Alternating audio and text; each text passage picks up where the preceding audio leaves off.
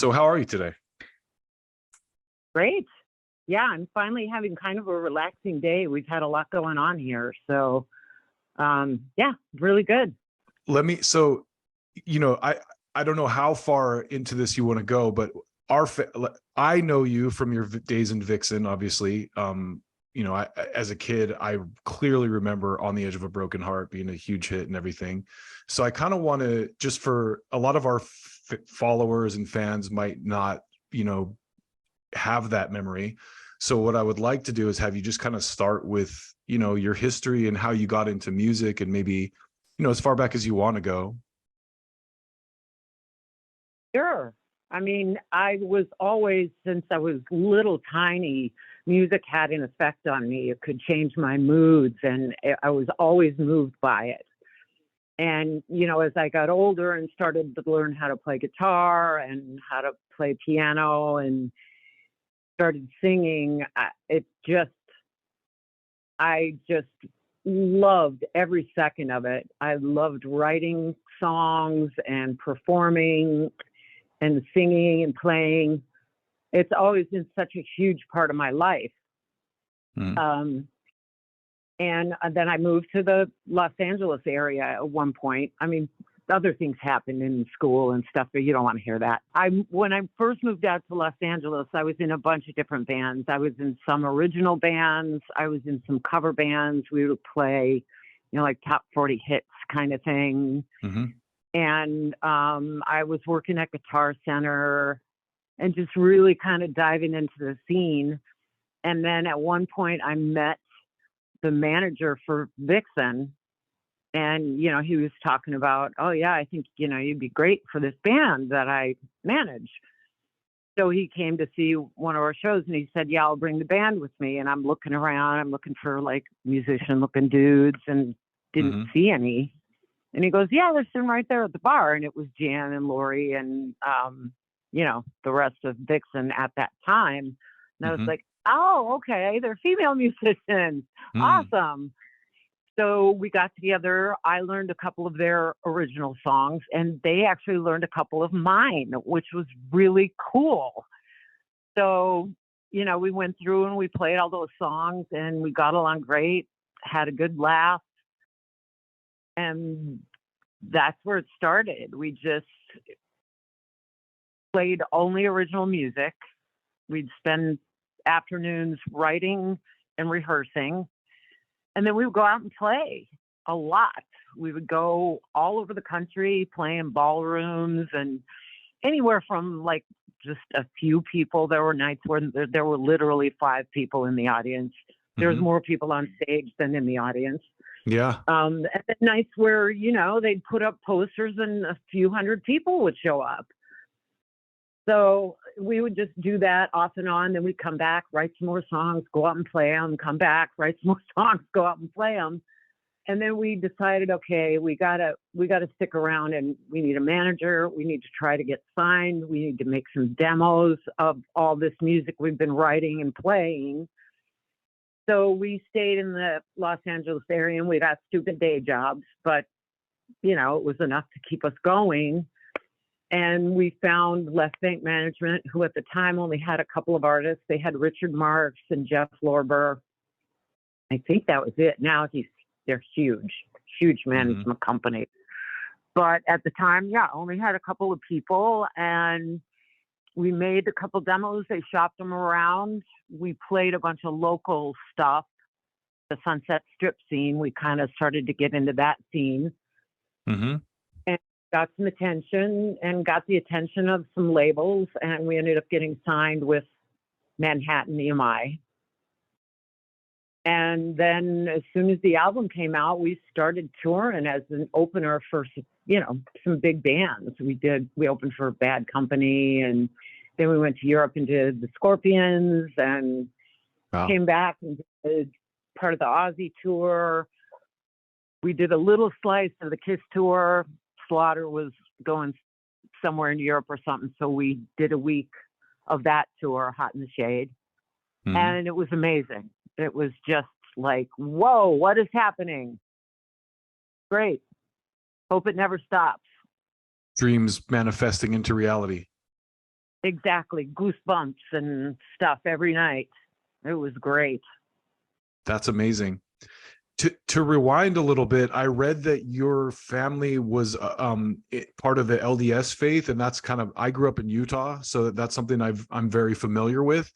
Did any of that shape? Do you credit any of that upbringing with shaping your career path in music? Well, I don't know. I don't know about that. I mean, music was always encouraged, you know. My mom played piano, and she was the organist at the church. So I would turn pages for her. You know, we'd sit up there, and so yes, I suppose in a way. Yeah. And you know, it's always been very grounding for me because my family was very family oriented. Yeah. It was really important that we do things as a family and stick together and support each other, and all of that was very good. So I suppose in a way it did. It's always helped me stay grounded. I've never, you know, had the tendency to, I've never been in rehab. I've never, all of those kinds of things. I was always able to kind of avoid that and lean on my family when I needed it. And that's huge. So that's been great. But yeah, I don't really know what kind of, if it had any real effect on, but it had to have. So I'm gonna go with yeah. I think I'm curious in the sense that when I was a kid, you know, I was always drawn towards metal and kind of darker music just because I was surrounded. I grew up in this very conservative, you know, kind of Mormon atmosphere. And, you know, it definitely shaped me in that sense. And that's, I think, what I was curious about too. But also that's also very interesting. The other side of that, of having that stable family structure, I think is important. And a lot of people, you know, get lost in the drug thing or something if they don't have that. So that's interesting. Yeah, for sure. And you know, obviously my parents had a lot to do with that. Mm-hmm.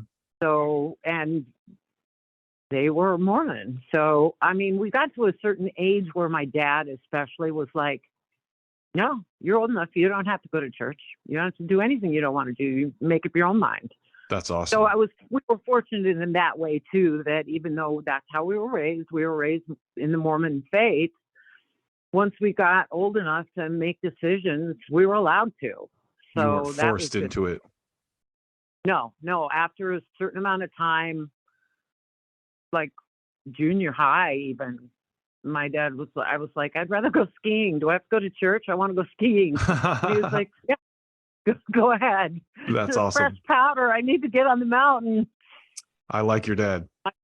Yeah, he was pretty cool. So jumping back up to the Vixen era with you. So I don't, you know, you don't have to go into detail, but at what point did you guys really blow up? And then how did it kind of wind down for you? Well, we were kind of late in the 80s. I think our first album, I'm terrible with dates and stuff. Don't worry about that. I think it came out in 1988. Mm-hmm. We got Wikipedia for that. So yeah, I think 88 or 87. I think we made it in 87. It came out in 88, something like that. So it took off like, shortly after that. So we were out touring like mad, and then we made Rev It Up, and we made that in 1990. I think it came out in 91.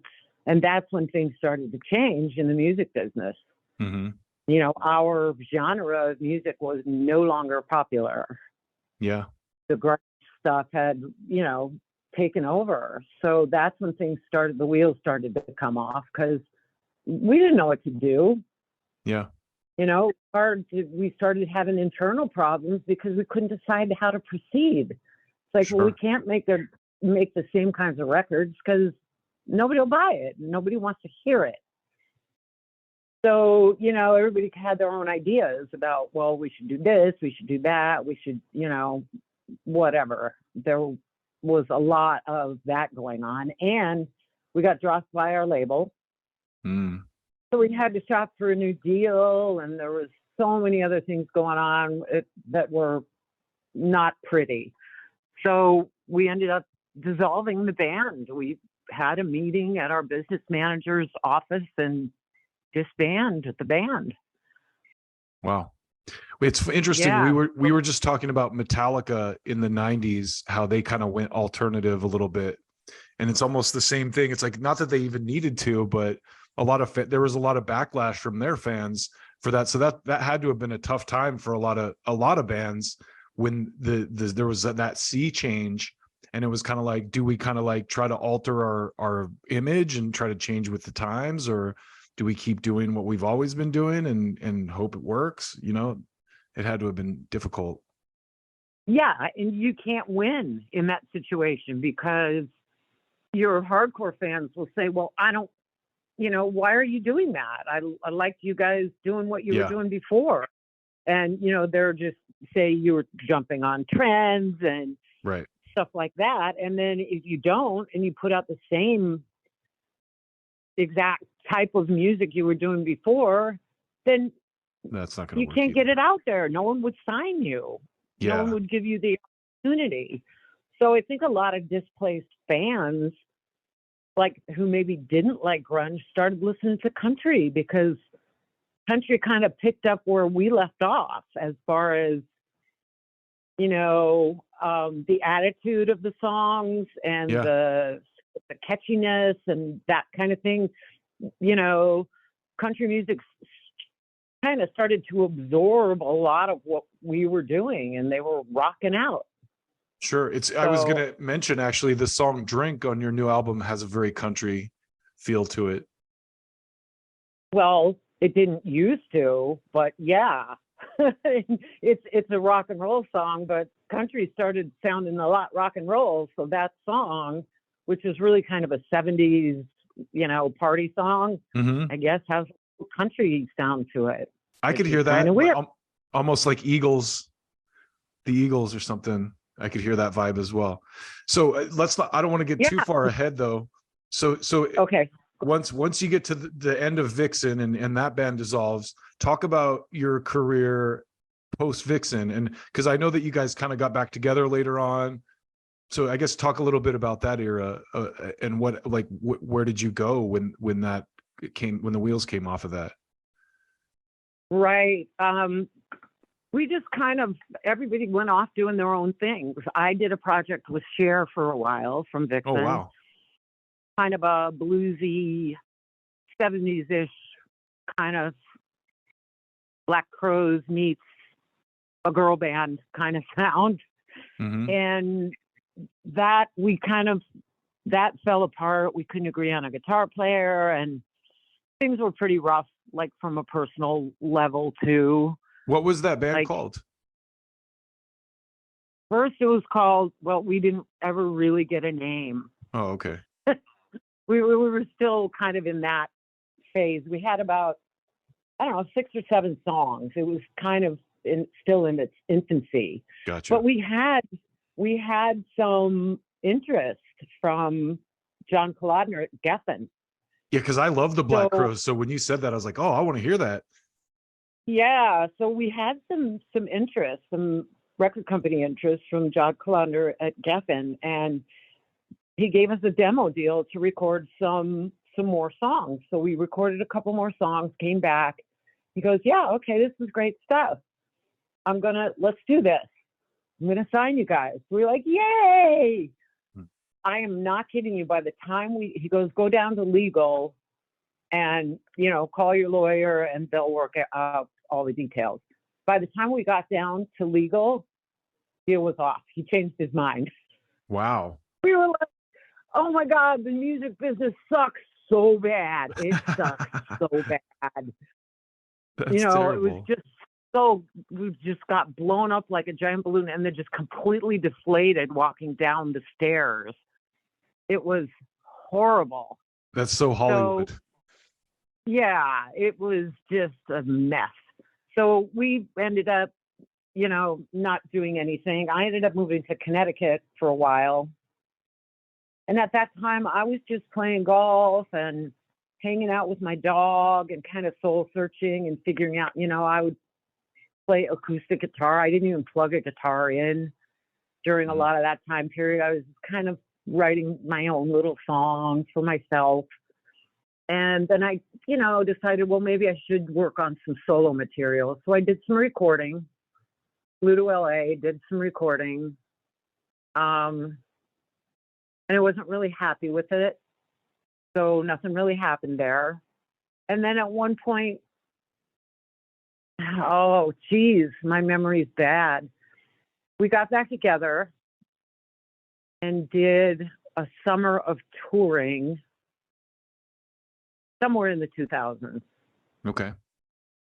And then we disagreed again on what we should do. Because I thought, we're out here doing this. We're not drawing big crowds. This is not going great. Let's write some songs together again. Let's start working on another album. And we didn't agree on that. So I just left again. I mean, I forgot the Tangerine stuff. That was back in the 90s. Yeah. So, yeah, we made an album back then. Jan didn't want to do it. Cher didn't want to do it. So it was me and Roxy and Gina Style. So we came up with that album, and that was a love it or hate it. People either went, oh, my God, this is the greatest thing ever. And then a lot of our fans who expected us to sound like 1988 Vixen were like, oh, I don't like it. It's too dark.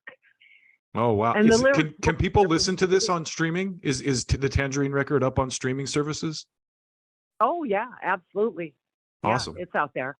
You can find it. It was very, very darker, but I think it's some of the best lyrics I've ever written.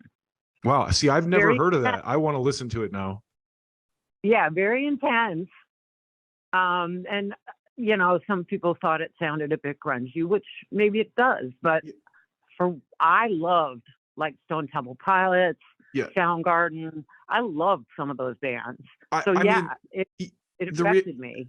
The reality is the grunge is basically just rock without all the frills again. Like they just kind of took off the makeup and it's more stripped down, right? Like because Motley Crue did that album without Vince Neil with John Corabi even during that era. And it's a great record when you go back and listen to it now, but Motley Crue fans hated it.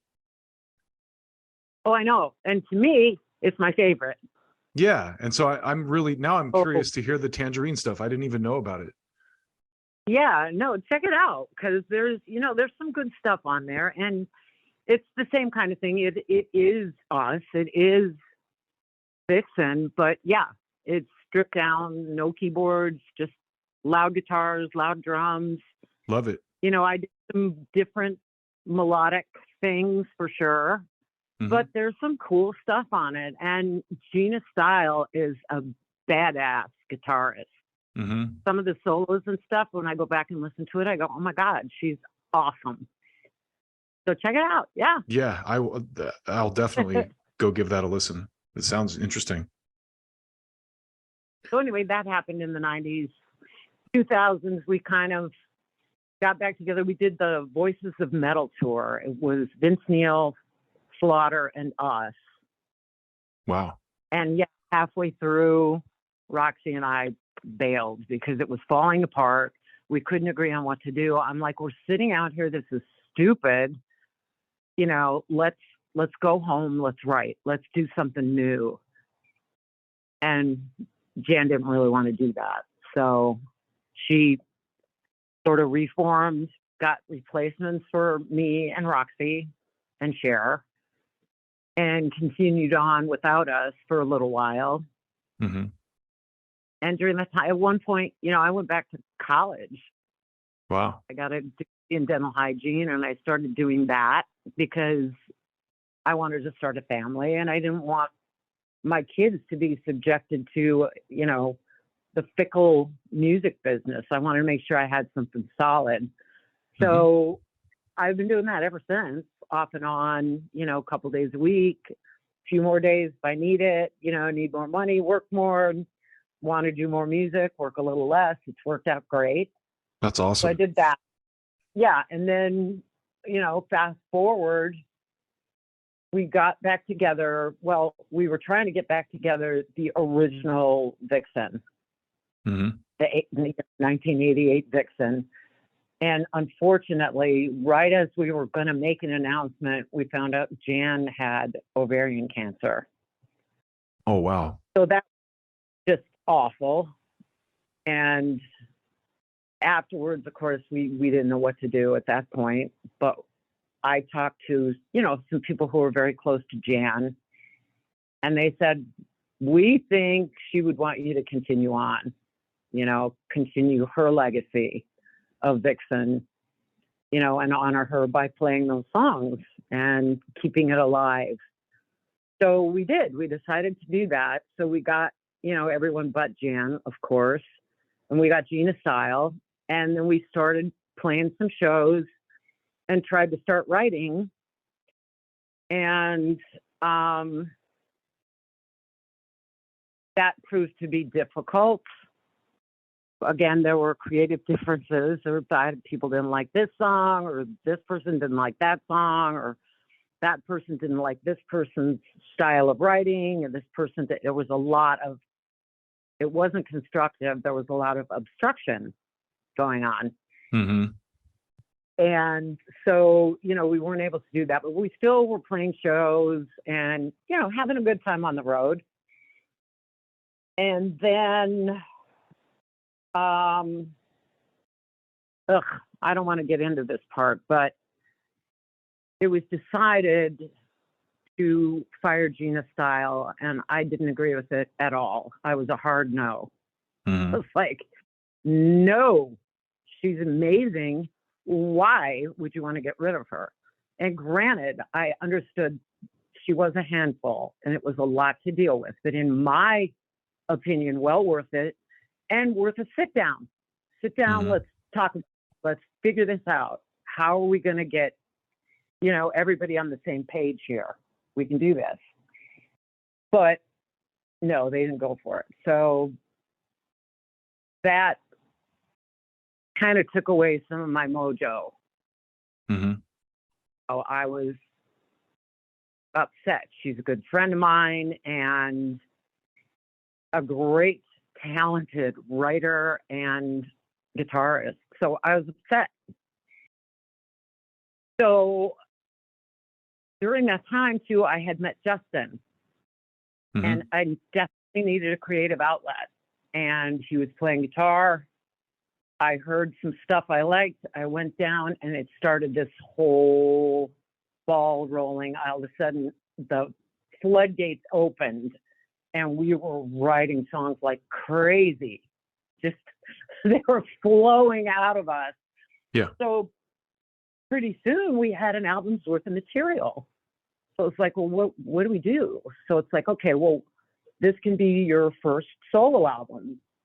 So that came out and that caused more difficulty and more tension with the Vixen camp. Was that your 2017 solo album? Yes. Okay. So it just got to be way too much. So 2019, early in 2019, 2018 was a weird year too, because I got a subdural hematoma and I had to have brain surgery. Oh, wow. Yeah. So that happened. And then later on, we got crazy booked with Vixen. And we were still kind of promoting my... Well, that's an interesting story. We were playing the Arcada Theater in St. Charles, right here close to where we live now. Vixen was? Yes.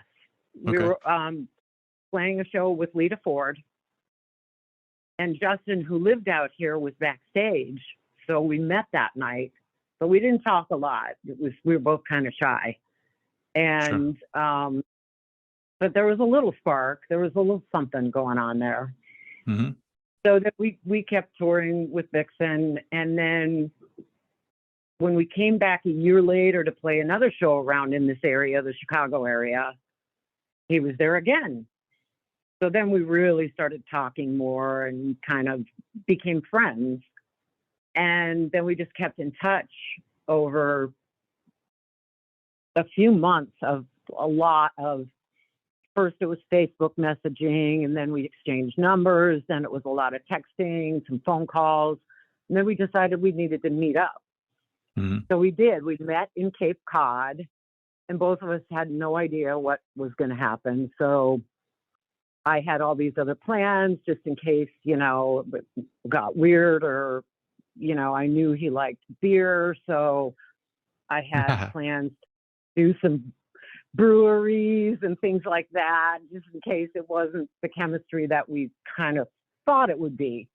But There's always a good way to break those walls down. Right. If we're just, you know, maybe it was supposed to be friends. And if that was, it would have been fun anyway, because we had a lot of stuff planned. But Sure. a lot of those plans went away because, you know, the You guys chemistry hit it was off. good. Yeah. We wanted to go alone together a lot. That's awesome. So Yeah. let's talk about the new album a little bit. I listened. I didn't have as much time as I'd like to listen, to really take it all in, but I did listen to it.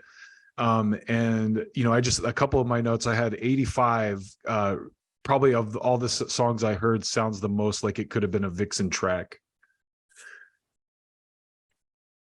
Yeah. And, you know, that was by design because it's about 1985. So we Yeah, did yeah. want it to have some, you know, reminiscent sort of melodic sense and, you know, music.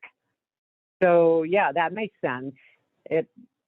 I was just thinking about, like, before we got signed and before anything big happened, and we were just young and carefree, and all we cared about was writing songs and making music. And, Yeah. you know, we didn't have anything. We had no money, you know, wearing worn out clothes, shopping in thrift shops. Like I said, a duct tape couch and a couple guitars was all we needed. Yeah. Great times. And I just hope that the song puts that out there, how great it was. Communicates that. Who are, on that note, who would you say, I always like to ask artists this, who would you say are some of your core influences? Like, what are some of the musicians or bands that really inspired you to do music? Well, you know, I grew up around a lot of music. Like I said, my mom, you know, was a pianist and was constantly playing piano, and she would have me sing. And, you know, she had her favorites, and it was all kind of cornball, Anne Murray and stuff like that. Sure.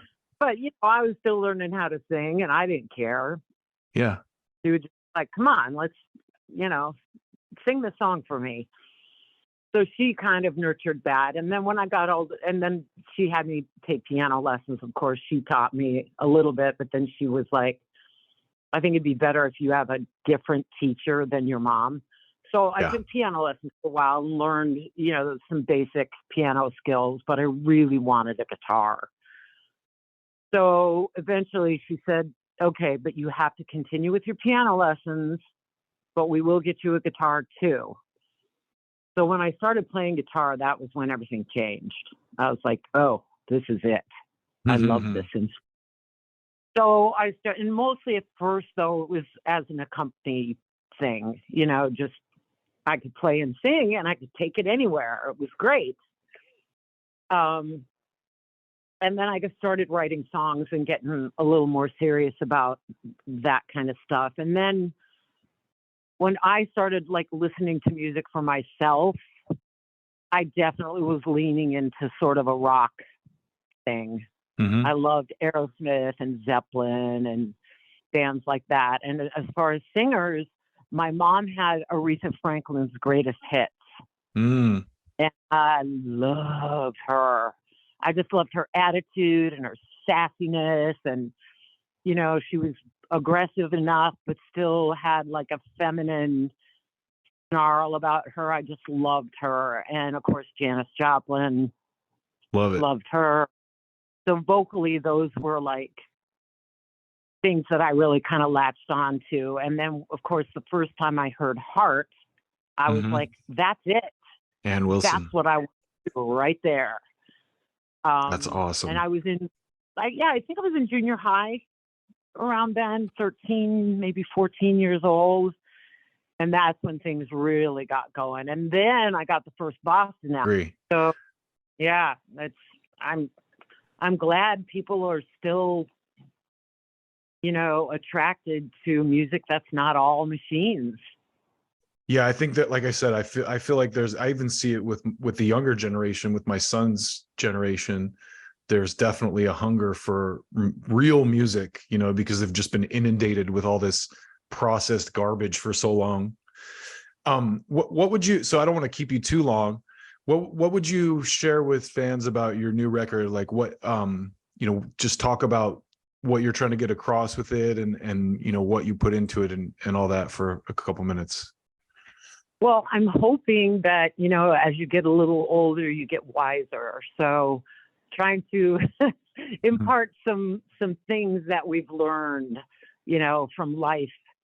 And I'm hoping that people get the sense of, I'm living free. That's what it's about. It's about, getting rid of the chains that are holding you back, getting rid of people who are holding you back, and being free and doing what is right for you. And I mean, I've always been a people pleaser, so it's been very hard for me to do that, to let go of situations that I know are not good for me. Mm-hmm. So, I mean, I hope that a lot of that comes across. And there's a lot of other sort of life lessons in there that I hope people can use in their lives to make their life better. I'm never one to get political or preachy. Well, sure. I try to minimize that. We all have it in us. Yeah, just sort of, learning life lessons and trying to communicate some of that. That's what we tried to do. So awesome. I hope that comes. I hope people listen to it and get something from it like that. Yeah, there's a lot of great material on the album, and there's a lot of like catchy and just like diverse. It's not the same song over and over again, which I love. Are you guys going to be touring this summer behind it? Or are you going to be doing live shows? We're going to be doing some shows for sure. And actually, funny you mentioned that next Saturday night is our first show, which is at the Arcada Theater, where Justin and I first met. Oh, so wow. That's going to be really cool. It's sort of a special place for us. We're opening for Queensryche. Amazing. And yeah, they're so amazing. They never disappoint. So it should be a really good show. Great night. So we're doing that. And then we have some other shows. We're doing a couple festival shows. We're doing one with Sebastian Bach and Quiet Riot. We're opening that show, and that's close to here too. And a festival in Connecticut, in Norwalk, Connecticut, which we lived there for a while. My son was born in Norwalk, Connecticut. Awesome. The New England Rock Fest, and that's with Firehouse, Heaven's Edge, us, somebody else, I can't remember who. But that's going to be a great show. And then we're doing a few acoustic things. Justin and I have recently started to enjoy doing acoustic shows. Before it was kind of dread. We're like, we love all the energy of the live show and this and that. But we've started to kind of adopt an acoustic attitude for those shows where, we rearrange the songs so that they breathe a little better. Mm-hmm. So we're kind of that. So we're doing a few acoustic shows. And That's then awesome. Next year, I'm not sure what's happening, but we'll definitely continue to get out there and play these new songs. Do you think there's any chance that you'll do anything else with Vixen ever again? And you don't have to answer that. I would never say never, because it's stupid when people do that and then they turn around and do exactly what they said they would never do again. Sure. So I'm not going to do that, but it's highly unlikely. I can't imagine. You never know. Something might come up that's like super special that, sure, they want all of us back together and do something. Maybe, I don't know. But at this point, it's not anything that I've thought about. Gotcha. Well, the album is great. The album is great. I'm going to have to listen to it a little bit. I'm really interested to go back and listen to that Tangerine stuff now too, because I had no idea about that. But that's all I've got. Thank you so much for your time today. It's been really interesting to talk to you, and I hope it was enjoyable for you as well. It was great, Dustin. Thank you so much. I thoroughly enjoyed it, and you had some great questions, and super. Can't wait to see the article. Yeah, well, if y'all ever get out here to the Los Angeles area too, I'd love to see you live. So, you know, if that's in the cards, maybe we'll bump into each other at some point. We're playing the whiskey. Awesome. Yeah. Well, I'll talk to Barbara about it. Maybe I'll come do a write-up. Oh, that'd be great. Sounds good. Beautiful. Thanks again, Janet. Appreciate your time. You're welcome. Thank you, Dustin. Bye-bye. Take care.